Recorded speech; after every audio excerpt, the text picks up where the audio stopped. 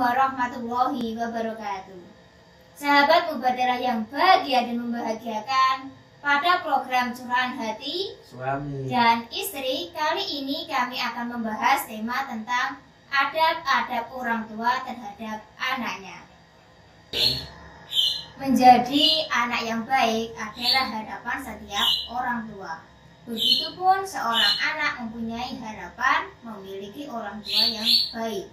Ketika anak ada kewajiban memiliki atau mempunyai adab yang baik terhadap orang tua, tentunya ada adab orang tua terhadap anaknya. Nah, apakah adab orang tua terhadap anaknya, Pak? ya. Dalam agama Islam, orang tua itu memiliki peran yang sangat urgent atau penting di dalam membentuk kesolehan anaknya. Jadi kesolehan anak itu tidak terlepas dari kesolehan orang tua. Yang sering kita dengar bahwa buah jatuh itu tidak jauh dari pohonnya, Mak. Jadi anak itu tidak akan jauh dari orang tuanya. Ketika orang tuanya baik, insya Allah anaknya juga baik. Jika orang tuanya buruk atau jelek, tentu ini akan berimbas pada anaknya juga. Tetapi kadang ini tidak bisa kita dijadikan sebagai acuan, Mak. Terkadang buah jatuh itu bisa sebelum jatuh sudah dimakan kelelawar. Mungkin saat jatuh terkena angin jadi jauh gitu. Saat jatuh juga ternyata di bawah ada aliran sungai, kena arus dia, sehingga orang tua tidak bisa mengontrol anaknya karena sudah jauh dari orang tuanya itu sendiri. Dalam bahasa kebijaksanaan atau dalam kata-kata bijak, kaifa istaqamazil wa'uduhu a'waj. Bagaimana bayangan itu bisa lurus jika bendanya itu bengkok? Bagaimana anak itu bisa lurus, anak itu bisa baik jika orang tuanya bengkok atau tidak baik gitu loh, Pak. Maka dalam hal ini untuk membangun keluarga yang penuh kemaslahatan, keluarga yang saleh, itu kita harus mengingat dan menciptakan adab-adab yang baik, khususnya orang tua terhadap anaknya. Sebagaimana di dalam kitab Al-Adab Fiddin karangan Imam Al-Ghazali menyatakan bahwa adabul walid li auladihi adabul walid li auladihi itu yang pertama yu'inuhum ala birrihi. Pertama, membantu mereka anak-anak untuk berbuat baik kepada orang tua. Apa? Bisa berikan contoh bagaimana orang tua itu bisa mendidik anak untuk agar anak itu suatu saat atau bisa berbuat baik pada orang tuanya. Yang perlu kita ajarkan terhadap anak, yang pertama harus memberikan contoh yang baik. Ketika sholat berjamaah, tidak hanya orang tua menyuruh anaknya sholat berjamaah, tapi juga orang tua pun mengajak berjamaah atau selalu menanamkan di dalam dirinya itu sholat berjamaah. Yang kedua, ketika mengajarkan anak berpuasa, maka kita juga harus berpuasa. Tetapi di dalam puasa kita juga mengajarkan puasa, kita harus mengingat usia anak. Apakah sudah saatnya dia berpuasa atau belum? Kemudian juga ketika mengajarkan kebersihan di dalam keluarga, di dalam diri seorang anak, maka orang tua juga harus memberikan contoh bahwa ketika setelah menggunakan piringnya harus dicuci sendiri. Kemudian ketika selesai makan, kemudian harus sampahnya itu dibuang di tempat sampah. Itu sekiranya contoh real yang bisa diterapkan di dalam anak orang tua itu nyontoni gitu. Begitupun salam atau mengucapkan salam ya ketika masuk rumah itu harus assalamualaikum, maka orang tua itu harus sering sekali itu mendengarkan salam itu di dalam keluarganya. Itu contoh kecil ya. Tapi kadang kita itu banyak melihat orang tua menyuruh sholat jamaah, tapi orang tuanya nggak jamaah, malah nonton TV, ya, nonton atau bola ya, atau dia nggak ikut jamaah ke masjid. Itu suatu pendidikan yang sehingga akan terbayang di benak anak itu, bapak itu ngongkon tok, cuma merintah nggak ada tindakan, itu akan mengakibatkan pendidikan yang tidak adil. Ataupun buah jatuh jauh dari pohonnya. Yang kedua, wala yukallifuhu minal birri fawqa taqatihi, bahwa orang tua itu janganlah membebani kebaikan di atas kemampuan anak. Mama anak itu tadi anak baru umur 5 tahun 6 tahun disuruh puasa full day atau seharian, itu tidak baik karena itu belum tepat gitu. Kemampuannya belum bisa gitu. Kemudian anak disuruh puasa Senin Kamis terus menerus, bapaknya enggak, itu berlebihan. Anak diminta untuk hafal 30 juz dalam waktu usia 10 tahun atau 9 tahun, dan itu kadang tidak tepat. Jadi orang tua itu harus melihat potensi yang dimiliki anaknya, tidak serta merta itu mengharuskan di atas kemampuannya. Itu adab yang tidak baik. Maka orang tua harus melihat kemampuan dan potensi anak itu sendiri. Tapi diperbolehkan bagi orang tua memberikan stimulus gitu ya, bagi anaknya, karena tidak semua anak itu sudah mengetahui potensi yang ada di dalam dirinya. Maka orang tua yang baik tidak hanya meminta anaknya dia jadi apa, dituntut untuk apa, tapi harus sering-sering memberikan stimulus guna seorang anak dengan sendirinya terpacu untuk menjadi apa dan ahli di bidang apa gitu. Karena stimulus itu juga bisa memberikan semangat dan meningkatkan potensi yang ada di dalam diri anak itu sendiri. Yang ketiga, wala yalihu alaihim fi waqti dajrihim.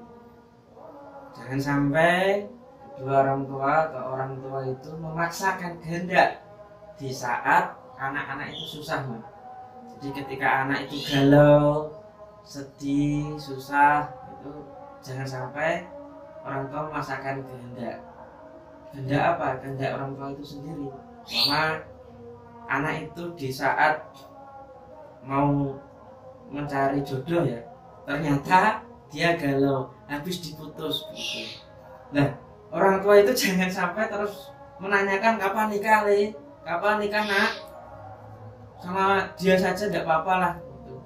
Itu jangan, tunggu dulu anak itu tenang, kemudian dia nyaman, itu baru nanti diajak komunikasi. Jadi harus melihat situasi kondisi anak, itu penting sekali. Begitu juga di saat anak itu sedang sibuk ya, itu kan waktu susah-susahnya anak ya, UTS, UAS atau saat skripsi, itu jangan orang tua itu memaksakan mereka untuk mengerjakan pekerjaan rumah yang lebih, itu jangan ya Maya. Begitu. Kemudian yang keempat ya Ma, wala yang na'udhum min ta'ati rabbih. Jangan sampai orang tua itu mencegah anak-anak untuk melakukan ketaatan kepada Allah Subhanahu wa taala. Salat gitu ya, puasa tidak apa-apa. Bangun malam tahajud. Jangan dicegah. Tidak hanya itu, misalkan dalam kegiatan sosial. Ya.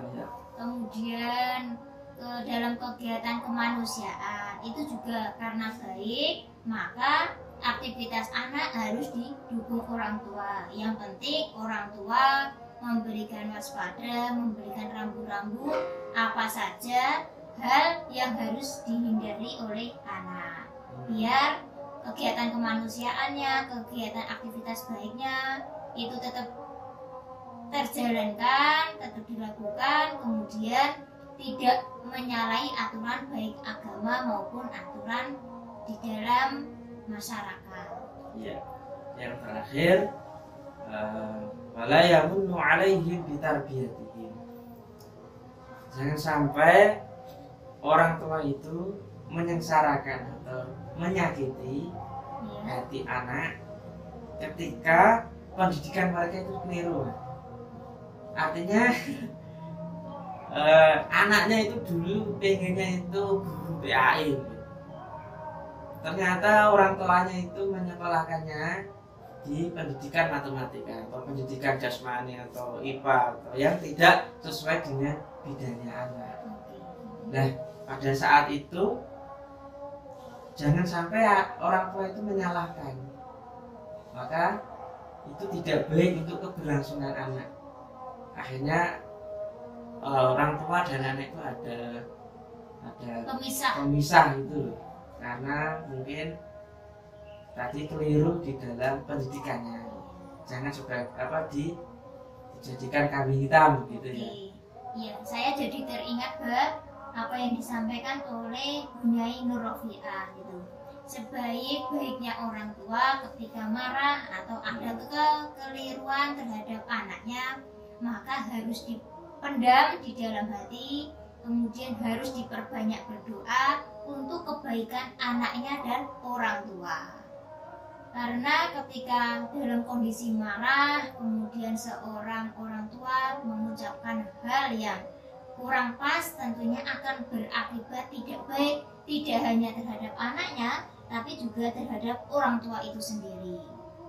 Untuk itu, sebagai orang tua, ketika di dalam kondisi yang tidak baik, maka salah satu anggota keluarga harus mencoba menenangkannya. Ya, betul. Ya, agar apa yang disampaikan orang tua yang tidak baik itu tidak tersampaikan terhadap anaknya. Ya, pada intinya orang tua harus memiliki adab yang baik. Ya. Kemudian anak juga memiliki adab yang baik terhadap orang tua, bapak, ibu. Maka kolaborasi antar keduanya ini akan menjadikan keluarga itu tambah solid ya. Tambah harmonis, tambah sejahtera, dan tentu penuh dengan kebahagiaan dan kemaslahatan begitu. Adakah contoh mendidik anak yang baik, Mbak? Ya, di dalam hadis Rasulullah SAW pernah bersabda, muru auladakum bisolati wahum abna'u sab'i sinin wadribuhum 'alaiha wahum abna'u 'ashrin wa farriqu bainahum bil madaji. Yang artinya, perintahkanlah anak-anakmu untuk menunaikan sholat di saat mereka umur 7 tahun. Kemudian pukullah mereka di saat mereka umur 10 tahun ketika tidak mau melaksanakan sholat, dan pisahkanlah ranjang mereka. Artinya apa mas di sini? Yaitu anak diajari untuk sholat, tata cara sholat itu penting sekali, dan itu sebagai pendidikan yang dasar sekali. Kemudian di saat umur 10 tahun pukul di sini itu dengan ketegasan. Jadi anak itu kadang malas gitu ya, sudah dibangun tidur terus bangkong gitu, terus sudah duduk tidur lagi. Nah, itu perlu dengan mungkin dengan dibangunkan atau paling maksimal diraupi pakai air gitu loh. Oh iya, saya punya ide, Mbak. Ya. Dulu saya ketika di pondok, ketika membangunkan itu ternyata setelah beberapa hari dilakukan itu tidak efektif ketika dengan cara kita membangunkannya. Tetapi kita ajak komunikasi, ditanya. Iya, kita ajak komunikasi cara membangunkan yang tepat itu bagaimana. Karena mungkin antara satu anak dengan yang lainnya itu berbeda. Iya. Maka biar sholatnya tidak dalam hati grundel, sholat itu baik, tapi ketika dalam proses membangunkannya tidak baik, akhirnya di dalam sholat itu jadi grundel. Jadi nilai-nilai sholat itu yang awalnya baik jadi kurang baik. Itu seperti yang disampaikan oleh Gus Baha. Maka sebaiknya dalam membangunkan anak ataupun dalam mengajak anak, khususnya dalam hal sholat, lebih baik ditanyai. Baiknya diajak sholat dengan cara apa, ketika tidur dibangunkannya dengan cara bagaimana, seperti itu, Pak. Jadi pemukulan di sini itu tidak pas, artinya dimaknai itu akan menyakiti badan gitu ya, jasad. Maka bisa kita maknai dikontekstualisasikan dengan makna ketegasan dengan tindakan yang jangan sampai menyakiti begitu. Kemudian yang terakhir, kita sebagai orang tua harus memisahkan anak ya. Anak-anak di sini ya bisa laki-laki bisa perempuan, baik laki-laki maupun perempuan harus dipisahkan ranjang dengan orang tua. Jangan sampai sudah umur 10 tahun dalam konteks ini masih tidur sama orang tua. Di dalam kitab Kifayatul Akhyar dikatakan bahwa tidak diperbolehkan laki-laki dan perempuan atau perempuan dengan perempuan, laki-laki dengan laki-laki tidur seranjang di saat umur 10 tahun. Tapi Imam Nawawi di dalam Syarah Muslim itu menjelaskan ketika mereka dalam keadaan telanjang ya nggak boleh. Tetapi di para ulama yang lain ya kalau ketika umur 10 tahun ya sudah dipisah. Karena apa? Khawatir, karena pada umur 10 tahun itu syahwat sudah ada, begitupun baik laki-laki maupun perempuan gitu. Dan dipisahkan itu maksudnya apa? Untuk melatih kemandirian anak itu sendiri. Bagaimana ketika bangun tidur itu kasurnya amburadul atau tidak, selimutnya begitu. Kemudian pakaiannya di situ kan juga ada gitu loh. Jadi itu penting sekali untuk diberlakukan kepada anak gitu. Pemisahan ya. Pemisahan ranjang. Nah, ketika nanti loh Pak, kalau kamarnya itu sempit ya Bang, ada dua metode. Ketika kamarnya longgar, rumahnya agak besar, ya dipisah antara ranjang bapak dan ibu, beda kamar gitu. Kamarnya sendiri-sendiri. Kalaupun rumahnya itu sempit, ya dengan cara gini. Yang penting ranjangnya pisah, bisa dikasih satir gitu. Sehingga aktivitas orang tua itu tidak dilihat anak, karena bahaya gitu loh.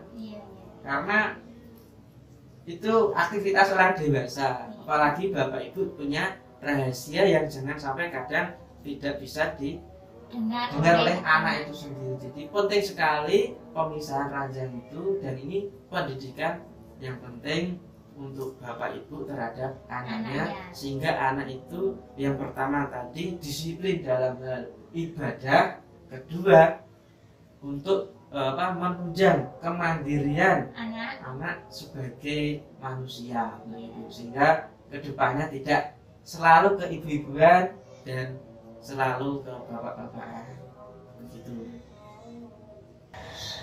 Sahabat Mubahagialah yang bahagia dan membahagiakan, terima kasih telah menyaksikan program Curahan Hati Suami dan Istri. Semoga kita bisa mengimplementasikan apa yang kita pelajari hari ini, dan kita bisa menjadi suri tauladan bagi generasi penerus-penerus kita. Amin Allahumma amin. Wassalamualaikum warahmatullahi wabarakatuh.